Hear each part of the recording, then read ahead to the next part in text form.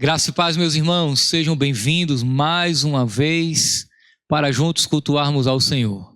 Que Deus possa nos abençoar em mais uma transmissão do nosso culto, da nossa ministração da palavra, e será um prazer ter você conosco mais uma vez.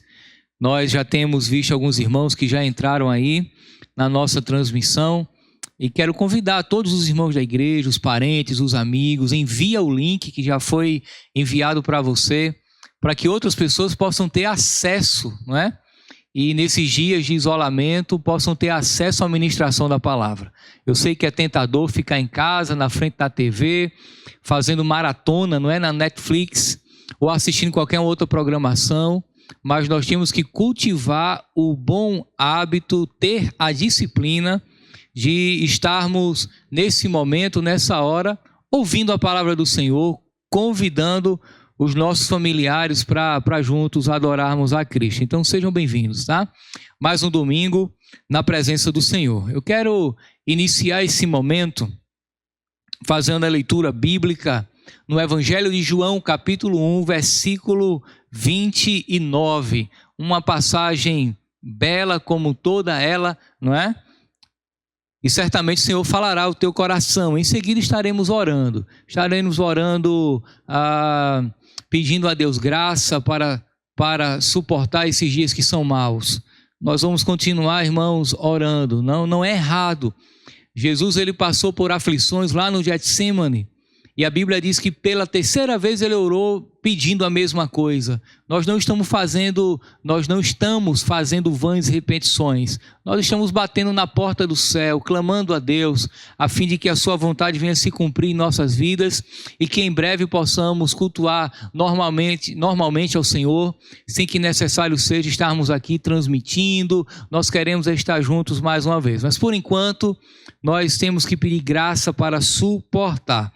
João capítulo 1, versículo 29, diz assim: No dia seguinte, João viu Jesus aproximando-se e disse: Vejam, é o Cordeiro de Deus que tira o pecado do mundo. Você sabe que o pecado é aquilo que nos afasta de Deus, é o que bloqueia a comunhão do homem com Deus. Mas o pecado também é aquilo que todos os seres humanos se deliciam e têm prazer. Infelizmente, essa é a realidade. Mas João Batista, naquele momento, ele percebe aquele que tira o pecado do mundo. Ele vê aquele que remove o pecado e liberta o pecador. É a esse Cristo que nós estaremos louvando nessa noite. É a este Cristo que nós estaremos adorando nesta noite. É a este Cristo que nós ouviremos falar nesta noite. É acerca dele que nós estaremos falando nessa noite. Eu quero convidar você a curvar a sua fronte. Nós vamos orar nesse momento. Vamos apresentar as nossas vidas diante do Senhor. Em seguida estaremos louvando a Deus e ouvindo a ministração da palavra com o pastor Guilherme nessa noite. Será uma bênção, eu tenho certeza, para nós e para a sua vida de maneira bem particular. Vamos orar ao Senhor? Oremos a Deus. Querido Pai, nós te louvamos por tua graça, pelo teu poder, por estarmos aqui em mais um domingo transmitindo, ó Deus, a ministração da tua palavra, adorando ao Senhor na beleza da tua santidade. Ó Deus, recebe a nossa adoração, o nosso louvor, que a tua palavra possa penetrar os nossos corações, aos corações, ó Pai, daqueles que nos ouvem nesse momento, através desse canal de transmissão, em nome de Jesus Cristo, que hajam vidas perdoadas, vidas, ó Deus, restauradas para a glória do teu nome. Esse é o nosso desejo nessa noite.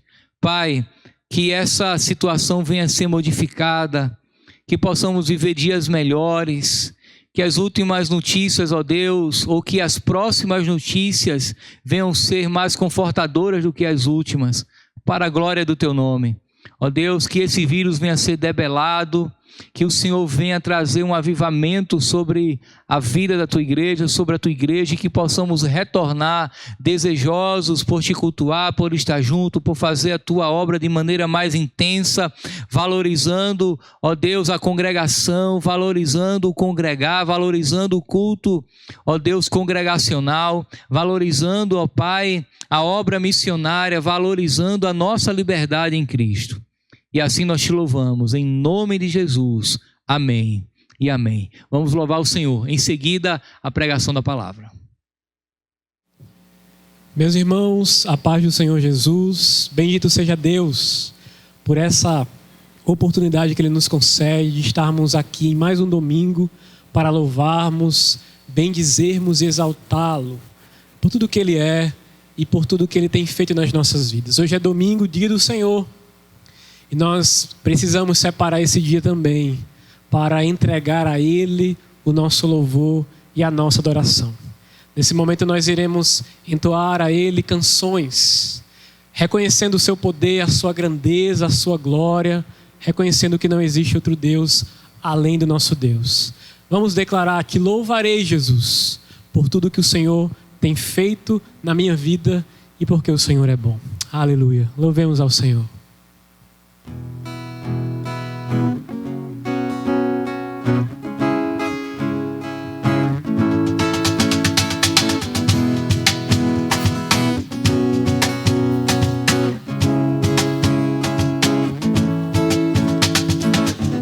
És tu única razão da minha adoração, ó Jesus.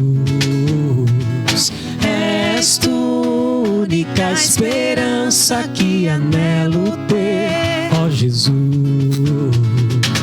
Confio em ti, fui ajudado, tua salvação tem me alegrado. Hoje há gozo em meu coração, com meu canto te louvarei. Eu te louvarei, te glorificarei. Eu te louvarei, meu bom Jesus. Eu te louvarei, eu te louvarei, te glorificarei. Eu te louvarei, meu bom Jesus. És tu única razão da minha adoração, ó Jesus. És tu única esperança que anelo ter, ó Jesus. Confio em ti, fui ajudado, tua salvação tem me alegrado. Hoje há gozo em meu coração, com meu canto te louvarei. Eu te louvarei, te glorificarei. Eu te louvarei, meu bom Jesus. Eu te louvarei, te glorificarei. Eu te louvarei, meu bom Jesus. Em todo tempo, em todo tempo te louvarei. Em todo tempo te adorarei. Em todo tempo te louvarei. Em todo tempo te adorarei. Eu te louvarei, te glorificarei.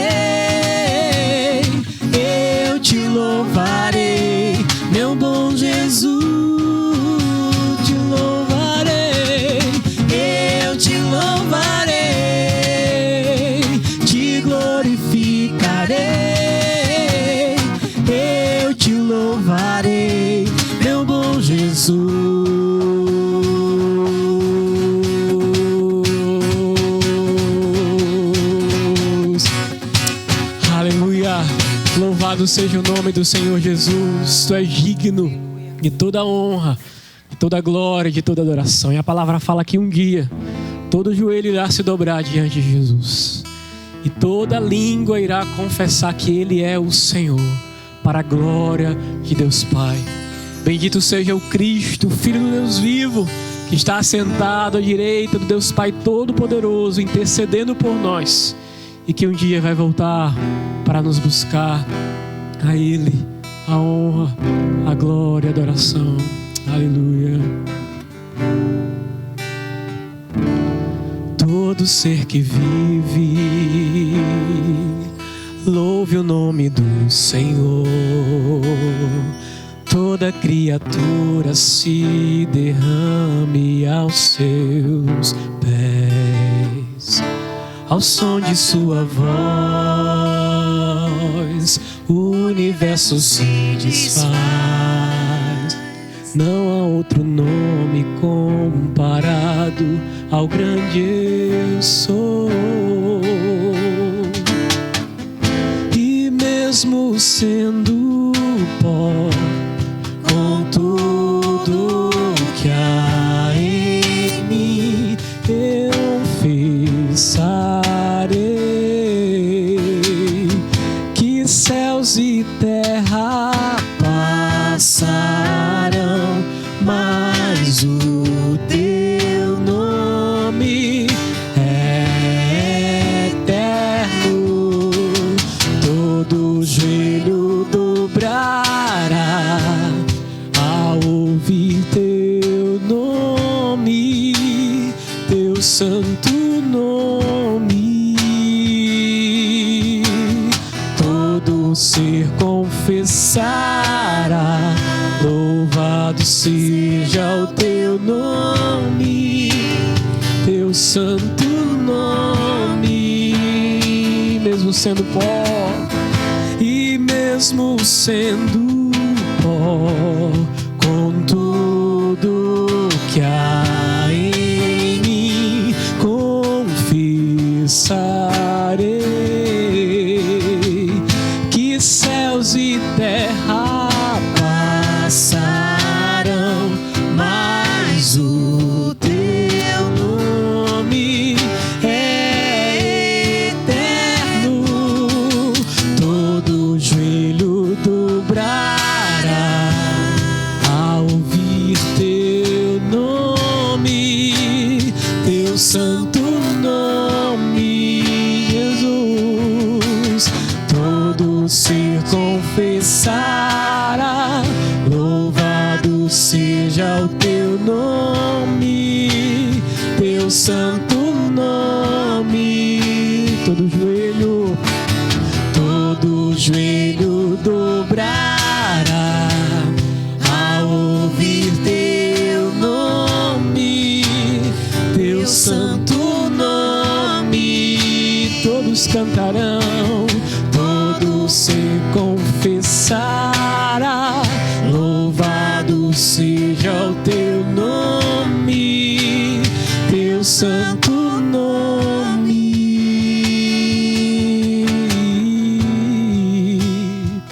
Aleluia.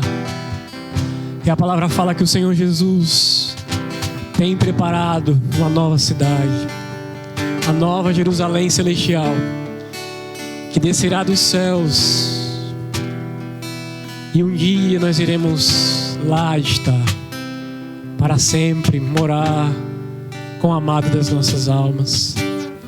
Vamos declarar isso. Senhor Jesus, maravilhoso, conselheiro, Deus forte, Pai da eternidade, príncipe da paz, o Deus Emanuel, que se encarnou, que padeceu em nosso lugar, para que hoje tivéssemos vida e vida em abundância. Aleluia. Um menino nasceu, como um filho se nos deu. Ele é o próprio Deus que vive em mim. Debaixo de suas asas eu me escondi. e o seu nome é maravilhoso. Glória ao príncipe da paz. O céu começa a se abrir, toda a terra se dobrou a ti. Cristo, Rei dos Reis, veio nos buscar.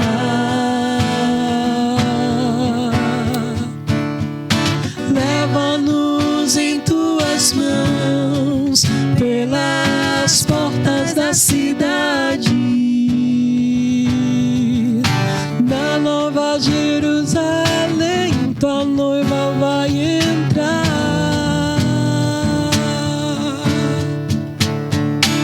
Um menino nasceu, como um filho se nos deu. Ele é o próprio Deus que vive em mim. Debaixo de suas asas eu me escondi. Vamos declarar: o seu nome é, e o seu nome é maravilhoso, maravilhoso. Glória ao príncipe da paz. O céu começa a se abrir, toda a terra se dobrou a ti. Cristo, Rei dos Reis, veio nos buscar. Leva-nos em tuas mãos pelas portas da cidade. Maranata, ora vem. Na Nova Jerusalém, tua noiva vai entrar. Cantemos o céu começa a se abrir, toda a terra se dobrou a ti. Cristo, Rei dos Reis, veio nos buscar. Tua igreja aguarda, Senhor. Leva-nos em tuas mãos pelas portas da cidade.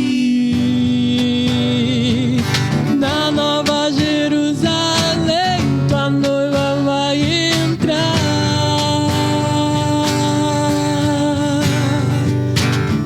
Aleluia. Assim nós cremos, assim nós confiamos, e a ti nós entregamos as nossas canções. Louvado seja o teu nome, Senhor. Boa noite, igreja, a graça e a paz do Senhor Jesus. Que alegria estar trazendo a palavra do Senhor para vocês essa noite. É um prazer muito grande, como sempre, estar aqui nesse domingo, dia do Senhor, para podermos meditar um pouco sobre a palavra de Deus.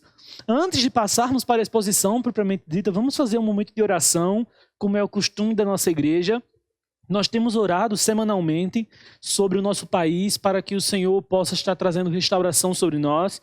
E também é costume da nossa igreja que nos domingos nós oremos pelas nossas crianças, no período que precede a pregação. Então, sem mais delongas, vamos fazer esse momento de intercessão. Faz parte do culto solene, faz parte dos elementos que compõem o culto, o louvor, a oração, a intercessão e a meditação na palavra. Sem mais delongas, oremos. Senhor, nosso Deus e Pai, nós te louvamos e te bendizemos, Senhor, e te agradecemos porque o Senhor é bom. A sua bondade dura para sempre, de geração em geração tu és Deus. Quem é como tu, Senhor? Quem é rochedo como nosso Deus? Quem é fortaleza? Porque desde os dias mais antigos nunca se viu nenhum Deus além de ti que trabalha por aqueles que nele esperam. Tu és verdadeiramente, Senhor, poderoso e eterno, e nós confiamos no teu poder e na tua eternidade, na tua imutabilidade, Senhor. Por isso nós te pedimos que estenda a tua graça sobre o nosso país. Vem, Senhor, nos poupar. Vem, Senhor, nos curar. Sara a nossa nação, Senhor. Sare a nossa terra. Tu és o Deus, Senhor, que pode trazer renovo e restauração. Consolo para os aflitos, aqueles que perderam seus entes queridos e sequer puderam velar. Vem trazer paz, Senhor, consolo para estas famílias. Traga, Senhor, ordem para nosso setor econômico, político, social. Traga ordem sobre a saúde. Traga ordem, Senhor, sobre o governo, sobre os poderes. Vem, Senhor, trazer paz para o nosso país. Queremos voltar a nos reunir como igreja mais uma vez. Queremos poder nos abraçar para celebrar o Teu nome em união, Senhor. Louvar a Ti na beleza da Tua santidade como corpo que nós somos.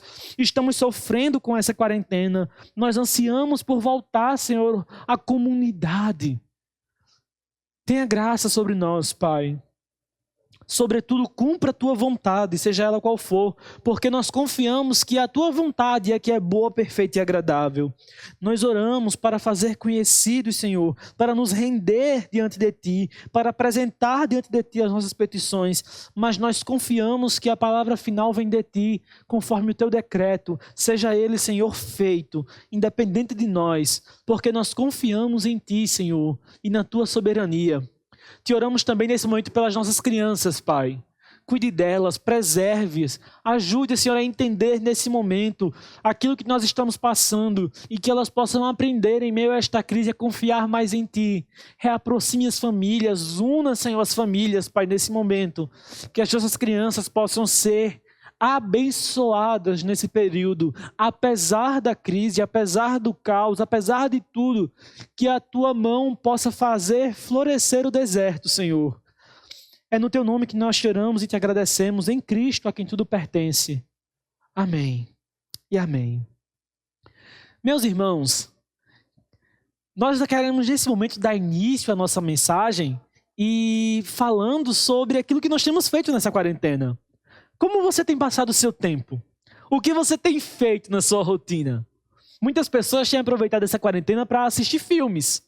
E quando a gente fala de filmes, pelo menos aqui no Brasil e aqui no nosso Nordeste, não pode não falar do Auto da Compadecida. É um clássico do nosso cinema brasileiro. E é realmente um filme muito bom. Na verdade, o Auto da Compadecida, ele surge para nós como uma obra baseada na produção do grande dramaturgo e poeta Ariano Suassuna. E ele faz um balanço de diversos personagens bem complexos dentro de uma narrativa que é hilária do início ao fim. Eu não estou aqui para recomendar o filme, mas eu estou aqui para trazer um pouco de reflexão acerca dele. Por exemplo, o Ariano Suassuna, ele suscita personagens que são claramente opostos. Nós temos, de um lado, o padre e o bispo, que representam um clérigo corrupto, um poder clerical, poder religioso, porém corrupto. E do lado oposto a eles, nós temos o rei do cangaço, que representa um criminoso, um assassino, um ladrão. Nós temos também o oposto, que de um lado nós temos João Grilo e Chicó. Eles são pobres, miseráveis, ao ponto de passar fome. Mas do lado oposto, nós temos então o padeiro e a sua esposa adúltera, que são patrões horríveis, eles são avarentos. Apesar de ricos, nas palavras do próprio Ariano, eles representam de uma certa forma a burguesia, os ricos comerciantes, mas ainda assim, eles são avarentos, eles são egoístas. E como você deve saber já, todos esses personagens acabam morrendo perto do final do filme. Spoiler! Eles acabam morrendo, exceto Chicó, que escapa. Mas ao morrer, eles se veem diante de Jesus Cristo para ser julgados. Eita, molesto. Para ser julgados. E apesar do autor errar em diversos pontos dentro da narrativa, levantando questões como, por exemplo, a aparição da intercessão dos santos e o purgatório, isso são erros que ele comete, teológicos, faz parte do contexto da trama, mas em um ponto o Ariano Suassuna ele acerta. É que no momento que eles são vistos diante de Deus, eles são totalmente igualados. Eles são postos em igual patamar. Naquele momento, nas palavras dos próprios personagens, não há mais rico nem pobre. não há mais feio ou bonito. Independente se ele era o padeiro, se ele era o padre, o bispo ou o cangaceiro. Naquele momento, diante de Deus, todos são colocados em pé de igualdade.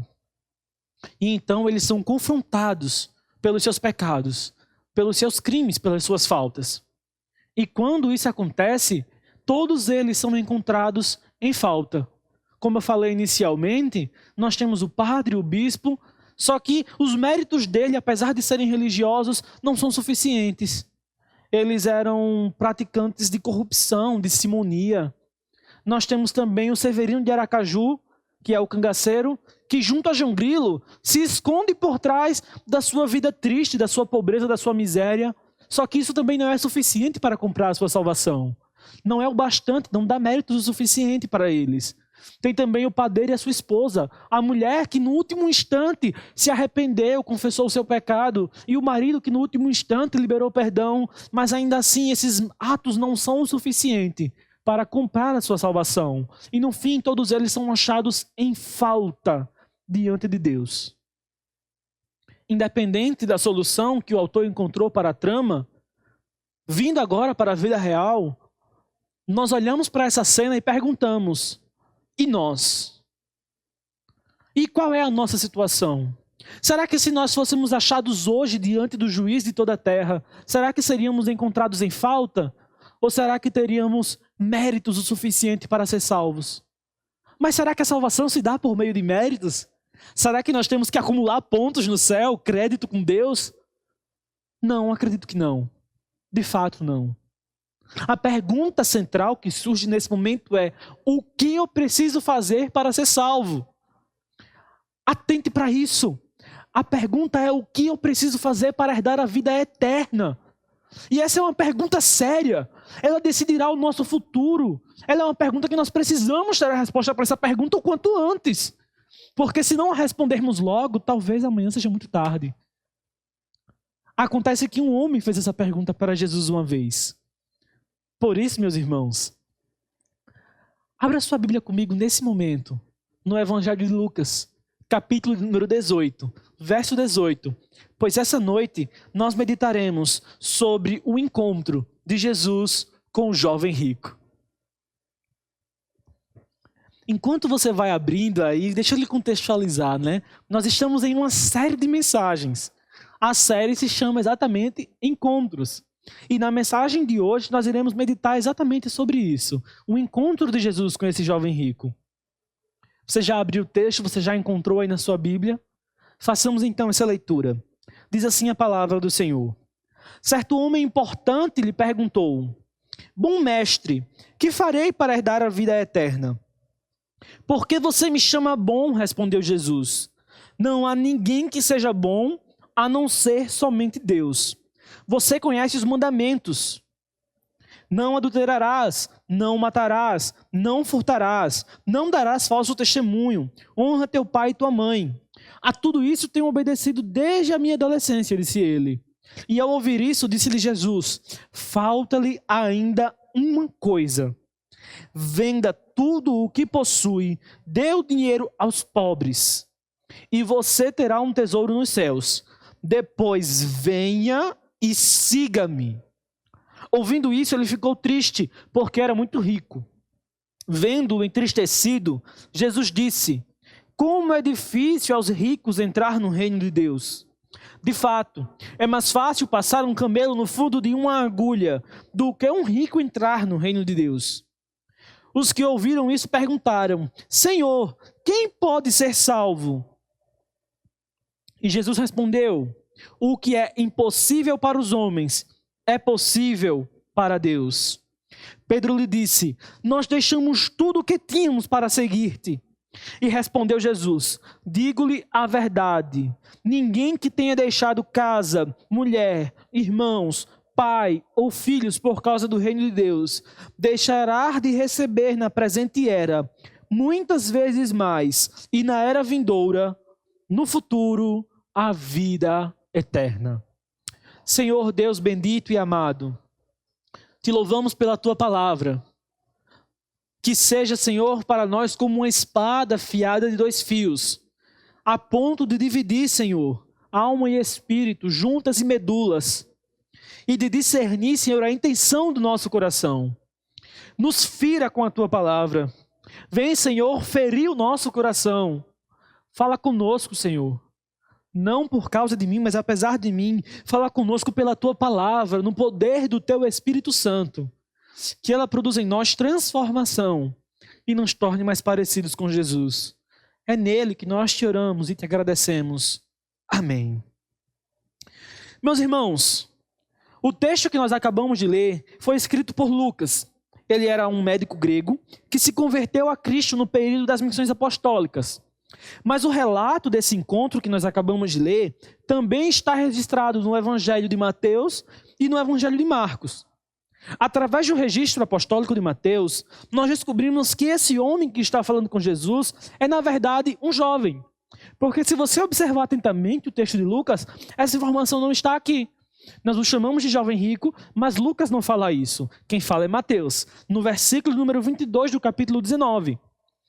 Nós descobrimos então que além de ser um jovem, ele é rico e ele deseja participar do reino de Deus.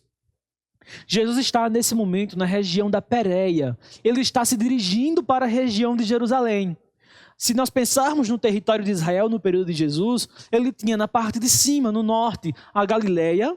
Embaixo da Galileia ficava Samaria, do lado de cá ficava a Pérea e embaixo ficava a Judéia. Jesus estava querendo vir de cima para a parte de baixo, da Galileia para a Judéia. Só que ele não fez uma linha reta passando por Samaria. Os judeus não se davam bem com os samaritanos. Jesus ele vem pela lateral, passando pela Pérea. E foi na Pérea que Jesus foi interceptado por esse jovem. Marcos, quando registra esse texto, ele vai dizer que o jovem veio correndo e se lançou aos pés de Jesus, se ajoelhou diante dele. E fez então um grande questionamento, que é também o tema, o centro, a grande pergunta que levantamos no início da nossa mensagem. O que eu preciso fazer para herdar a vida eterna? É interessante ressaltar que essa expressão vida eterna, ela só aparece em Marcos nesse momento. E a pergunta do jovem rico suscita uma resposta, ele espera uma resposta de Jesus. Se nós pensarmos, por exemplo, na mitologia grega, Hércules, para ser redimido, para ter a sua redenção, ele precisou receber 12 trabalhos impossíveis que ele deveria realizar, para então ele ter méritos o suficiente para pagar pelos seus pecados. Se nós pensarmos então no Alto da Compadecida, que foi onde nós começamos a nossa mensagem, aqueles personagens também, eles tiveram que acumular méritos, mas eles não conseguiram. E agora eles tinham que pagar por penitências que levaria muito tempo no purgatório. Dentro do contexto da narrativa do filme e da peça. A questão é que se nós olharmos para a palavra de Deus, Jesus encontra... esse jovem, ele esperava receber essa tarefa. Uma tarefa que fosse difícil de fazer, mas que fosse lhe recompensar com méritos. Ele esperava receber algo que ele tivesse assim, faça isso e você vai ter o céu e pronto. Jesus, porém, não dá uma resposta simples para ele.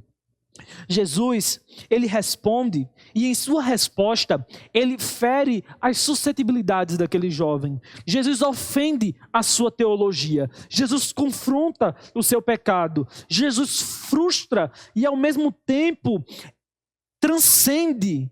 Ele supera as expectativas daquele jovem, deixando até mesmo Pedro e os outros discípulos perplexos. Se fôssemos resumir o ensino e a resposta de Jesus numa única sentença, numa grande verdade eterna, seria que, apesar que apenas o bom Deus pode conceder a salvação, e Ele não faz por méritos ou obras, mas pela graça, mediante a fé em Cristo. E para responder dessa forma, o texto ele nos apresenta alguns personagens que são interessantes. Eles são personagens que são paradoxais. E nesses paradoxos, nós temos muito o que aprender. O primeiro paradoxo, o primeiro personagem que o texto apresenta para nós é o príncipe que era escravo. Observe comigo então o texto versículo número 18. Certo homem importante lhe perguntou: bom mestre, o que farei para herdar a vida eterna? Esse rapaz que se aproxima de Jesus, que na nossa Bíblia, na versão NVI, está traduzida como muito importante, ele, na verdade, ele é muito mais importante do que o texto sugere. A palavra que Lucas usou para escrever aqui foi a palavra arcon, que ela é usada para designar pessoas importantes como governantes, príncipes, líderes. Se você está usando uma Bíblia mais antiga aí, talvez a sua Bíblia tenha escrito realmente isso, que ele era um príncipe ou um governante, talvez até um juiz. E esse jovem também ele era um nobre. O texto deixa isso muito claro. E ele também era rico. E ele era religioso, porque ele observava a lei. E o próprio Jesus confirma isso. Ele diz, você sabe os mandamentos. Aquele era um jovem instruído. Ele era nobre, rico, religioso. O que ele não sabia é que, na verdade, ele também era escravo. Sim, escravo. O pecado o aprisionou numa cela sem grades. E cegou ele para tudo o que havia de mais importante. A primeira coisa que o pecado cegou para ele foi que cegou ele para quem era de fato Cristo. Observe o texto. Certo homem importante lhe perguntou, a Jesus no caso, bom mestre, o que farei para herdar a vida eterna? E Jesus responde, por que você me chama bom? Respondeu Jesus, não há ninguém que seja bom a não ser somente Deus. Os patrísticos, citando aqui o comentário Vida Nova, vão escrever que, na verdade, a resposta de Jesus está sendo uma confrontação àquele homem. Jesus está dizendo para ele, se só Deus é bom, e você não acha que eu sou Deus, eu sou apenas um mestre, na sua visão, por que você está me chamando assim?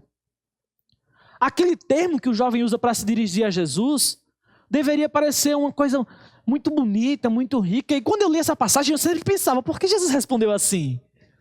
Mas na verdade é porque aquela expressão que ele usa está reduzindo a pessoa de Cristo. Sim, de fato está. Porque quando Jesus ele fala isso, ele não está se evadindo de quem ele de fato é. Jesus está se revelando, Jesus está confrontando. Jesus ele não dizia que era apenas um mestre, ou apenas um rabi, ou apenas mais um profeta. Jesus é o próprio Deus. E a partir do momento que aquele jovem chega para ele e diz, Senhor, bom mestre, o que é que eu preciso fazer para herdar a vida eterna? Ele estava colocando Jesus num pé de igualdade igual aos outros. E o que Jesus está dizendo é, você não precisa me chamar assim se você não crê em mim. Se para você eu sou apenas um mestre, ok. Pode deixar o bom de lado, porque só tem um bom e é Deus. Eu vou falar um pouco mais sobre isso daqui a pouco. Mas isso já mostra que aquele homem, aquele jovem, mesmo diante de Cristo, não era capaz de ver quem ele era. Ele estava totalmente cego para a pessoa de Jesus. Ele não sabia, não era capaz de discernir quem era de fato Jesus. A segunda coisa para a qual o pecado cegou foi que o pecado cegou para si próprio. Veja o verso do número 21.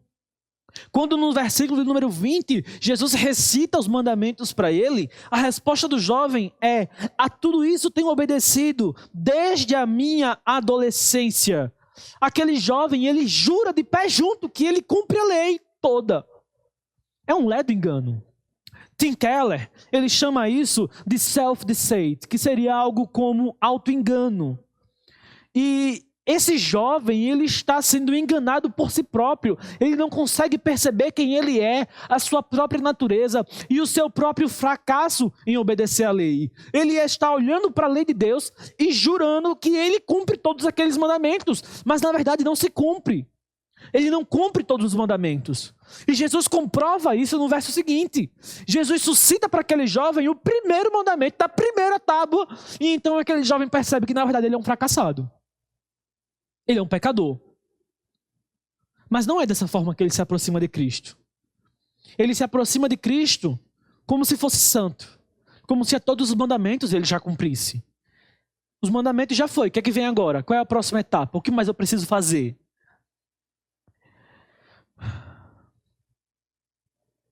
E na verdade, antes de passar para o próximo ponto, é necessário observar que Tiago vai falar no capítulo 2, versículo 10 a 11, que quem quebra um mandamento da lei, quebrou toda a lei.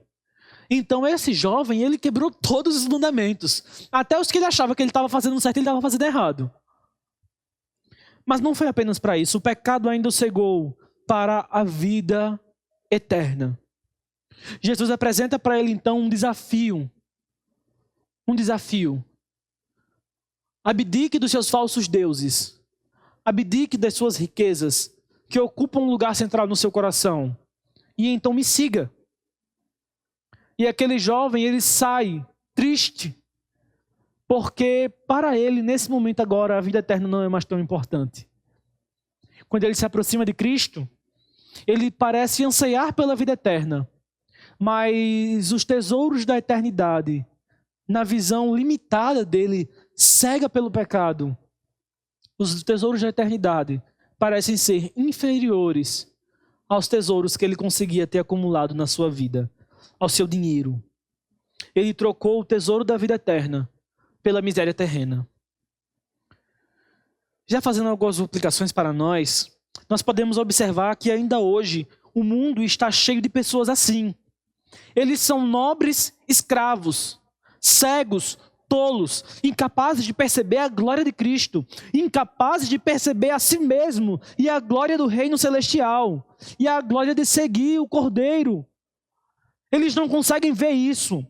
Entenda, meu irmão, que o pecado, ele é um falso Deus, e ele está mentindo para você.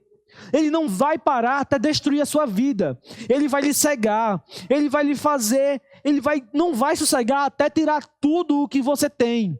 Ele vai lhe fazer correr atrás de coisas que não importam, de coisas que são passageiras. Ele vai fazer você correr atrás de dinheiro, de sexo, de poder. Ele vai fazer você correr atrás de aceitação, de beleza, de felicidade. Mas no fim desta corrida, só o que lhe espera é o abismo. O pecado é um falso Deus que está lhe cegando para a verdade. Está lhe fazendo correr uma vida sem propósito. Está lhe fazendo ir atrás daquilo que não importa, daquilo que é eternamente inútil. Está prendendo os seus olhos nas coisas que são desta vida e para esta vida, tal qual ele fez também com Eva no jardim, para lhe fazer cair em desgraça eterna. É a intenção dele. O pecado, a sua carne, é o seu maior inimigo. Louco, louco, essa noite lhe pedirão a sua alma. E o que tens preparado? Para quem será? É o que Cristo fala no capítulo 12 de Lucas, verso 20. No capítulo 9 ele vai dizer: pois de que adianta o homem ganhar o mundo inteiro e perder a sua alma? Ou o que o homem poderá dar em troca da sua alma? Pois o Filho do Homem virá na glória do seu Pai e com os seus santos anjos. Você percebe como essa perspectiva está distorcida? Você percebe como as coisas dessa vida, as coisas terrenas, são tão ínfimas diante disso?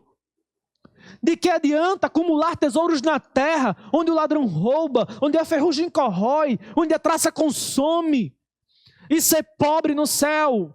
De que adianta viver uma vida boa e queimar no inferno para sempre? De nada adianta, de nada vale. É auto-engano, é idolatria, é escravidão. Oh, meus queridos, o mundo está cheio de escravos, porque todos pecaram e destituídos estão da glória de Deus. Portanto, arrependa-se enquanto ainda há tempo, porque o salário do pecado é a morte, mas o dom gratuito de Deus é a vida eterna. Mas o texto também nos apresenta um segundo personagem. Ele não apresenta apenas para nós aquele príncipe que era escravo, mas ele nos apresenta também um personagem que não é o mestre, que é Deus. O segundo personagem que ele nos apresenta, o mestre, que é Deus. E eu estou falando de Cristo, é claro. A partir então desse texto, nós conseguimos observar alguns atributos de Cristo. O primeiro atributo que nós observamos está justamente no verso 19. Nós já olhamos para ele anteriormente, mas vamos nos voltar mais uma vez. Por que me chama bom? Respondeu Jesus.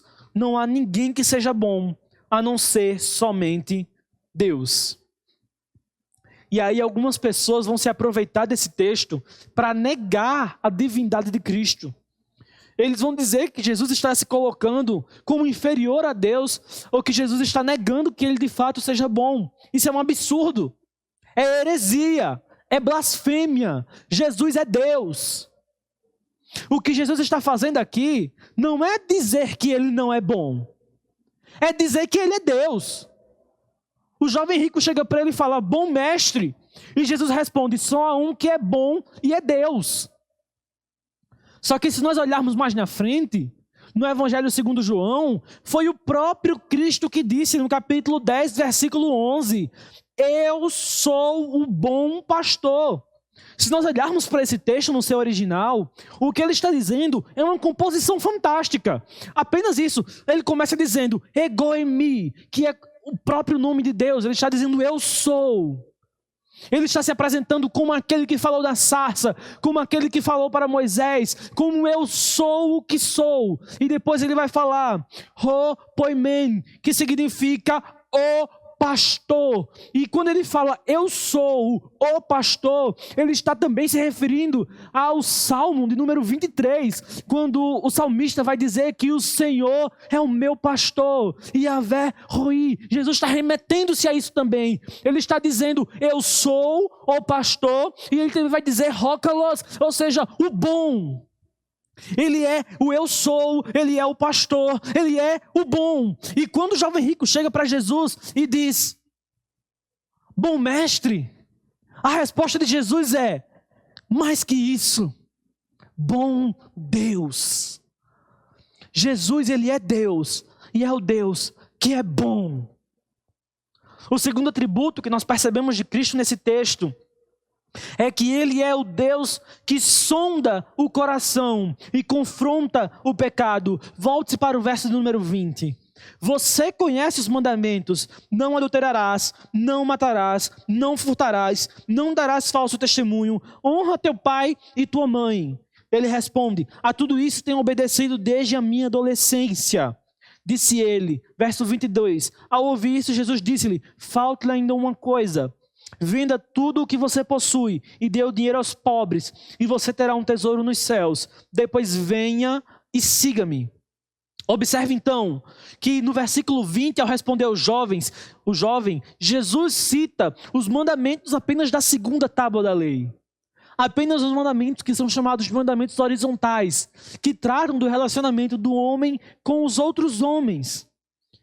E isso é uma arapuca. Porque Jesus sabe o que aquele rapaz vai dizer. Jesus sabe que ele achava que cumpria esses mandamentos.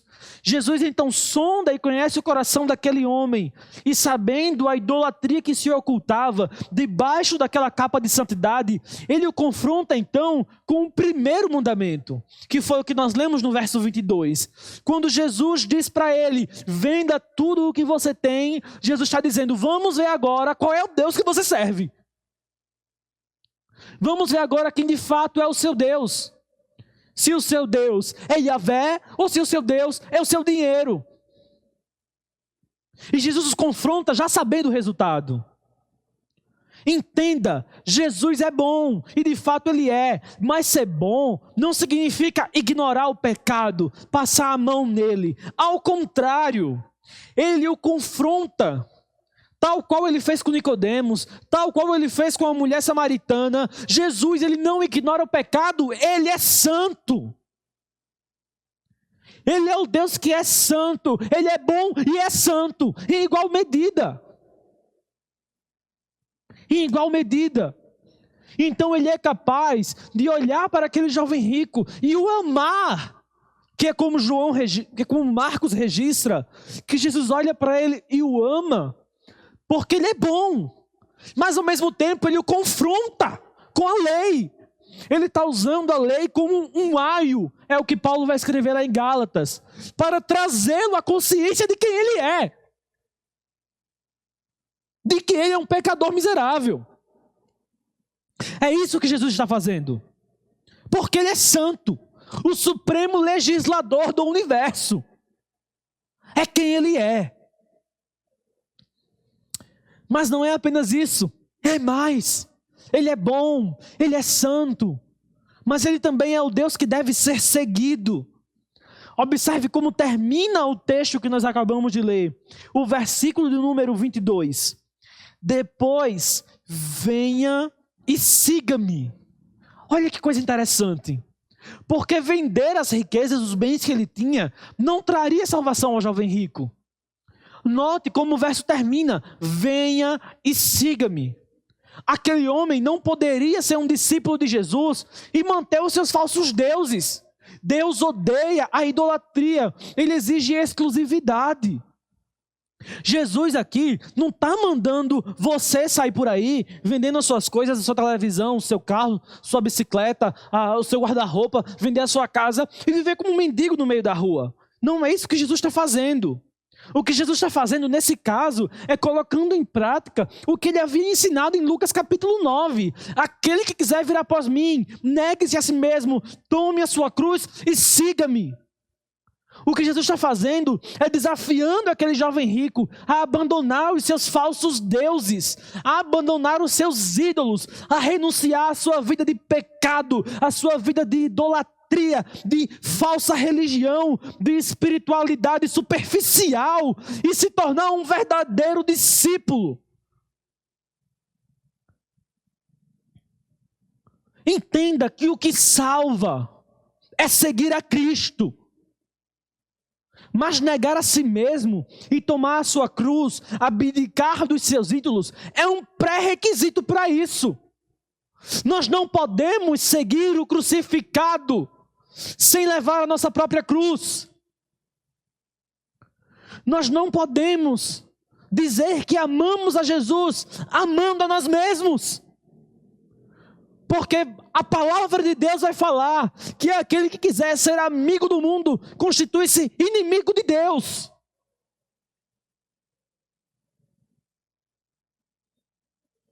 Inimigo de Deus.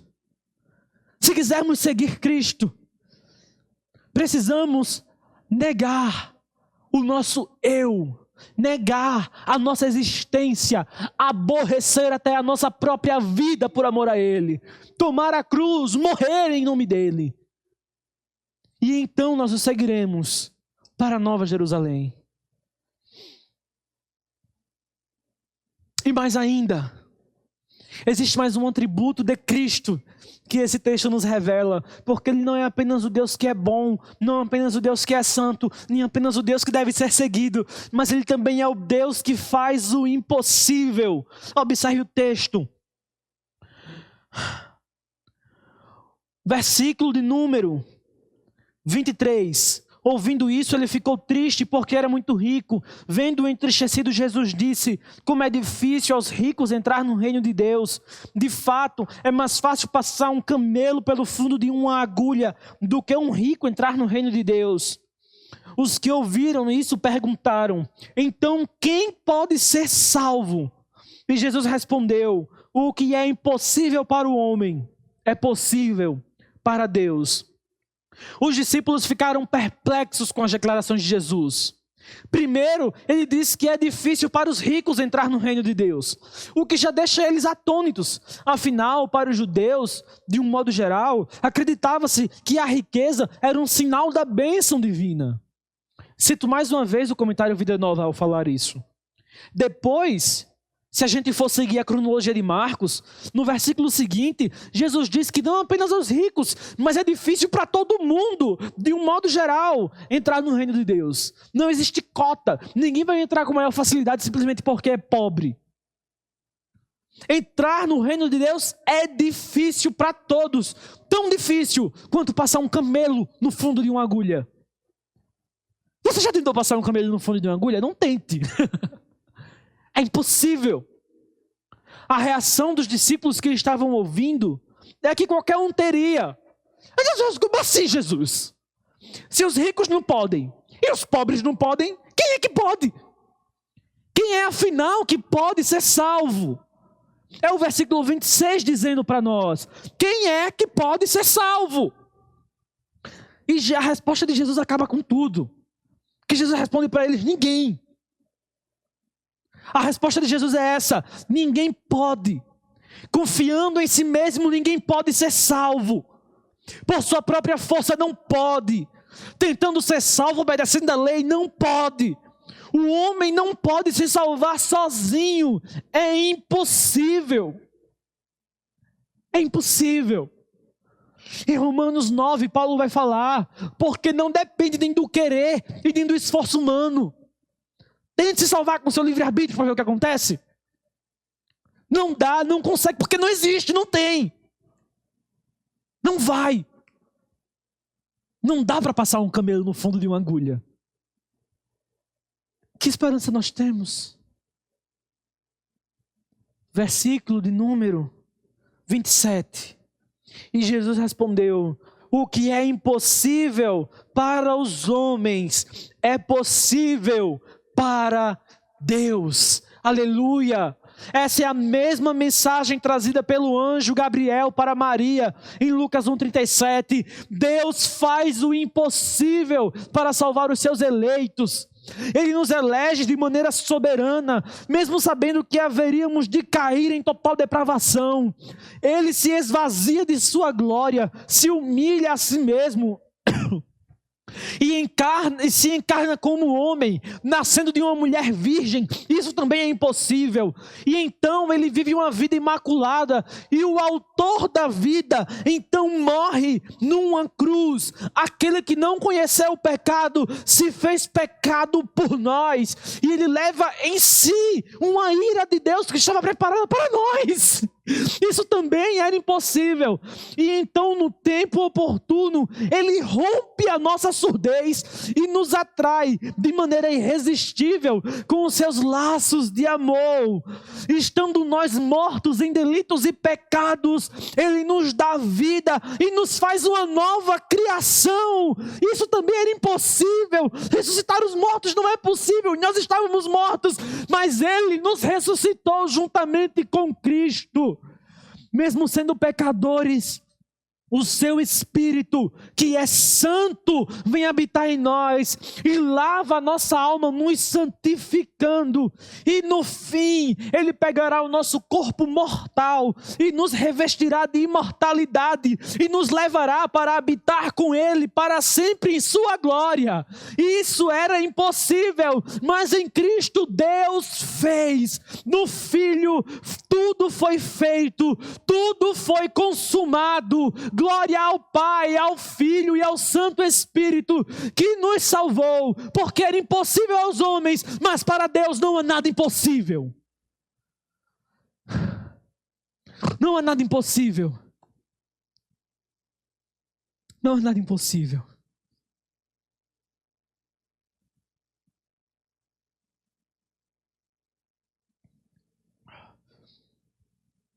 O texto então nos apresenta um último personagem. O texto começa apresentando o príncipe que era escravo. Depois ele apresenta o mestre que era Deus. E agora ele apresenta para nós o terceiro personagem, que são os últimos, que serão os primeiros. Isso está registrado dos versos 28 até o verso número 30. O texto vai dizer: e Pedro lhe disse: nós deixamos tudo o que tínhamos para seguir-te. E respondeu Jesus: digo-lhes a verdade, ninguém que tenha deixado casa, mulher, irmãos, pai ou filhos por causa do reino de Deus, deixará de receber na presente era muitas vezes mais, e na era futura a vida eterna. Pedro então agora, sabendo que tudo o que ele fizesse não seria o suficiente para comprar a salvação, pergunta a Jesus: e como nós ficamos, né? Se a salvação depende de Deus querer, se é um ato impossível que Deus faz soberanamente, será que Deus quer nos salvar? Nós abrimos mão de tudo que tínhamos por ti, Jesus. E isso vai valer de alguma coisa? Ou a gente no final vai bater na porta do céu e vai ser colocado para fora? E a resposta de Jesus é de alegrar o coração. É claro que vai valer de alguma coisa, Pedro. É claro que vai valer a pena. Lembra que esse Deus que a gente está falando, Ele é bom. A conversa começou assim. A primeira coisa que Jesus fala é que Deus é bom. E por ser bom, Deus é generoso. E recompensará os seus servos amados. Sim, porque deixar tudo para seguir a Cristo não compra a salvação, mas a evidencia. Os verdadeiros eleitos serão como árvores plantadas junto a ribeiro. Serão como terra fértil, onde a semente boa foi plantada e deu muitos frutos, a 30, a 90 e a 100 por um. Na presente era, eles receberão a satisfação em Cristo, a felicidade em Cristo e a paz que excede todo entendimento que apenas Cristo pode dar. Veja que interessante. O autor Tim Keller, no seu livro Falsos Deuses, ele vai falar justamente sobre isso. Ele vai falar que paira sobre as grandes comunidades de ricos nos Estados Unidos uma melancolia estranha, ao ponto de que quando houve a crise econômica em 2008, muitos deles se mataram. E aí a pergunta que o Tim Keller levanta é justamente essa. Isso ele trata no capítulo 1 do livro Falsos Deuses. É justamente essa. Por que essa melancolia? E a resposta é porque eles não encontraram nas riquezas, eles não encontraram nos bens a satisfação que as suas almas procuravam. De fato, nenhum dinheiro no mundo pode comprar a paz que excede todo entendimento. A verdadeira alegria que apenas os filhos de Deus conhecem. E a satisfação que apenas em Cristo nós podemos ter. Nenhum dinheiro no mundo pode comprar isso. Por isso que Jesus fala, aqueles que abriram mão de tudo por amor a mim, receberão muito mais em sua vida terrena. A gente olha para esse momento de crise, de catástrofe, de pandemia, e nós vemos tanta gente que, tendo dinheiro, não consegue tratamento, e mesmo sendo rico, morre. Porque não dá para você fabricar leito de hospital na hora da morte. Porque até mesmo as clínicas particulares estão cheias. E eles chegam alguns ao ponto de se desesperar. Mas nós não, permanecemos inabaláveis. Porque os que confiam no Senhor são como os montes de Sião, que não se abalam, mas permanecem para sempre. Porque o nosso Deus, Ele é como um muro de fogo ao nosso redor. Foi o que Ele prometeu através do profeta Zacarias. Porque no mundo nós temos aflições, mas temos bom ânimo. O nosso Deus, o nosso Cristo já venceu o mundo. E isso vale mais do que todo o dinheiro. Aquele jovem rico não conseguiu ver isso, ele estava cego pelo pecado. Mas essa é a verdade. Os que abrem mão de tudo por amor a Jesus, nessa vida, receberão muito mais. E existe ainda uma segunda recompensa para aqueles que abrem mão de tudo por amor a Jesus. É como ele termina o texto. E na era futura receberão a vida eterna. Na eternidade. Ah, meus irmãos, na eternidade. Nós teremos a maior de todas as dádivas. Nós teremos Cristo. Cristo. Porque a vida eterna é esta: que te conheçam como o único Deus verdadeiro e ao seu Filho Jesus a quem enviaste. Nós desfrutaremos de uma vida eterna em Cristo, com Cristo, por Cristo e para Cristo. Abrir mão dos tesouros dessa vida por amor a Jesus nos levará a andar nas cidades onde as ruas são de ouro. Renunciar às riquezas deste mundo é receber do Senhor o galardão da eternidade. Abdicar das suas vidas aqui é ter a vida do Pai, a vida eterna. Foi o que Jesus disse em Lucas 9. Porque aquele que quiser ganhar a sua vida, perdê-la. Mas aquele que perder a sua vida por amor de mim, achá-la. Achá-la. É isso. Como podemos aplicar então essa passagem para nós? Que atitude cabe a nós fazer? 2, eu diria. E são exatamente as 2 atitudes que Cristo disse para aquele jovem rico. A primeira atitude é: renuncie os seus deuses. Renuncie os seus tesouros. Renuncie os seus pecados. Esquadrinhe a sua vida e veja o que ocupa o seu coração. E então destrua.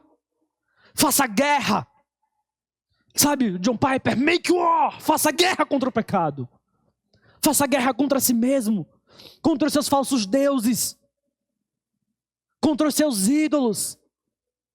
Faça guerra contra o orgulho que lhe faz achar que é um cumpridor da lei e que merece o céu. Não merece, não cumpre. Faça guerra contra esse sentimento. Faça guerra contra a vontade de se ganhar o céu pela força do braço e pelas boas obras. Não podemos fazer nada para ganhar o céu. Não podemos comprar o céu. Faça guerra contra esse sentimento maldito. Renuncie.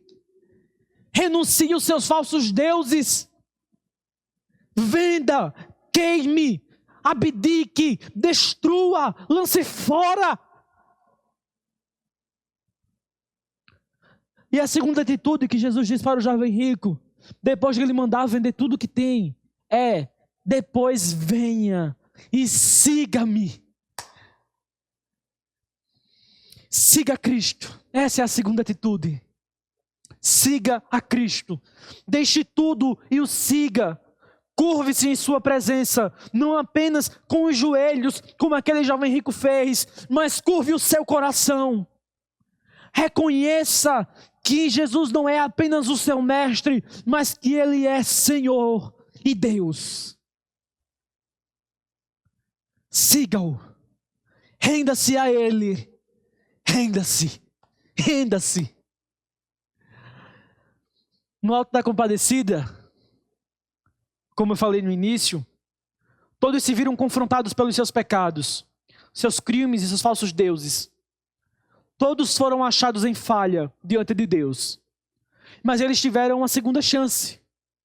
Foram para o purgatório ou voltaram à vida, como foi o caso de João Grilo. Nisso, Ariano Suassuna errou. Não há segunda chance, meus irmãos. O livro de Hebreus vai falar de maneira clara que o homem está destinado a morrer uma única vez e depois disso ser julgado por Deus. Não há purgatório, não há reencarnação. Como aquele jovem rico aprendeu da pior forma, nós também devemos aprender. E guarde isso no seu coração. É a última coisa que eu vou lhe dizer essa noite. Jesus é o único caminho, verdade e vida. E ninguém vai ao Pai, a não ser por Ele. E se cremos nisso, devemos viver de acordo. Sem outros deuses. Solos Cristos. Bendito Deus e Pai, nós te louvamos e te adoramos, Senhor. Te agradecemos por essa palavra. Senhor, aplica ela no nosso coração, que ela possa penetrar profundamente, Pai. Que nós possamos ser terra fértil e gerar bons frutos. Nos ajude a renunciar aos nossos falsos deuses. Nos ajude a viver uma vida baseada no solos Cristo, somente Cristo. Que nós possamos poder viver, Pai, aquilo que a Tua palavra fala. Te amar, acima de todas as coisas, com todo o corpo, alma, força e entendimento. Te conhecer como o único Deus verdadeiro e é o Teu Filho Jesus a quem enviaste. Nos ensine, Senhor, cuide de nós, salva-nos, porque não podemos nos salvar sozinhos. É impossível. Mas o que é impossível para nós, o Senhor pode fazer.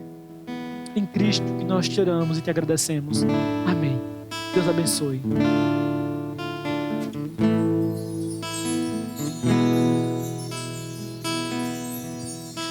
Ao Rei dos Reis consagro tudo o que sou. De gratos louvores transborda o meu coração. A minha vida eu entrego nas tuas mãos, meu Senhor, pra te exaltar com todo meu amor. Eu te louvarei conforme a tua justiça e cantarei louvores, pois tu és altíssimo. Celebrarei a ti, ó Deus, com meu viver. Cantarei e contarei as tuas obras, pois por tuas mãos foram criados terra, céu e mar e todo ser que neles há. Toda a terra celebra a ti com cânticos de júbilo, pois tu és o Deus Criador. Toda a terra celebra a ti com cânticos de júbilo, pois tu és o Deus Criador. Celebrarei, celebrarei a ti, ó Deus, com meu viver. Cantarei, contarei as tuas obras, pois por tuas mãos foram criados terra, céu e mar e todo ser que neles há. Toda a terra celebra a ti com cânticos de júbilo, pois tu és o Deus Criador. Toda a terra celebra a ti com cânticos de júbilo, pois tu és o Deus Criador. Pois tu és o Deus Criador. Sim, tu és, pois tu és o Deus Criador.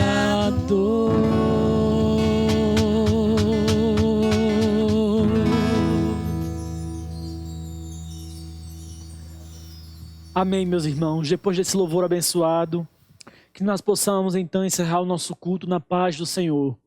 Gostaria de dar apenas alguns avisos finais. O primeiro aviso é que você pode nos seguir nas nossas redes sociais. Elas vão aparecer aí na sua tela. Nós temos Facebook, Instagram e YouTube.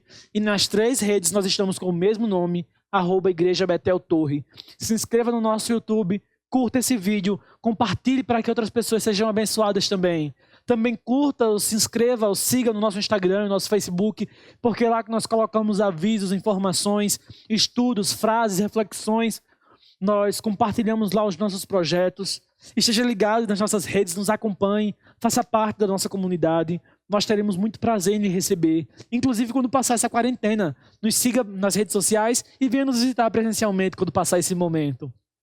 O segundo aviso que eu queria dar para vocês, meus irmãos, é acerca dos dízimos e ofertas. Como vocês sabem, nós somos uma igreja e como igreja nós sobrevivemos das doações. Nós sabemos que o nosso Deus, Ele é o dono do ouro e da prata. E nós sabemos que Ele abençoa os nossos irmãos. E através dos nossos irmãos é que Ele nos abençoa. Nós temos compromissos a cumprir, nós temos contas a pagar. E nós contamos com a sua generosidade. E nós contamos com com o seu serviço a Deus, com o seu compromisso não conosco, mas com o próprio Deus. Nós entendemos que os dízimos e as ofertas fazem parte do culto ao Senhor, nós entendemos que eles fazem parte da adoração e nós contamos com isso. Vai aparecer aí na sua tela a nossa conta bancária, nossas informações. Você pode fazer o seu depósito, a sua transferência nessa conta que vai aparecer. Mas se você não tiver condições, você pode entrar conosco nas redes sociais, ou os irmãos da igreja têm os contatos dos nossos tesoureiros, e eles podem organizar com você a melhor forma de receber a sua doação. E desde já nós agradecemos a Deus e a você por isso. Acredito que é só, nós podemos encerrar nesse momento. Vamos orar mais uma vez, fechando esse culto. Senhor, nós te louvamos, te bendizemos, agradecemos o teu nome, Senhor, por tudo que o Senhor fez essa noite. Obrigado por essa palavra, pelos louvores que foram entoados. Recebe, Senhor. Recebe esse culto, recebe a nossa adoração. Nós te agradecemos por isso, Pai, e te adoramos. E que o amor de Deus, o nosso Pai, a graça do nosso Senhor Jesus Cristo e as doces consolações do Espírito Santo esteja sobre todo o povo do Senhor, agora e para sempre. Amém. Não esqueça da live de quarta-feira. Contamos você no nosso culto de oração, no Instagram. Confere lá. Deus abençoe. Boa noite.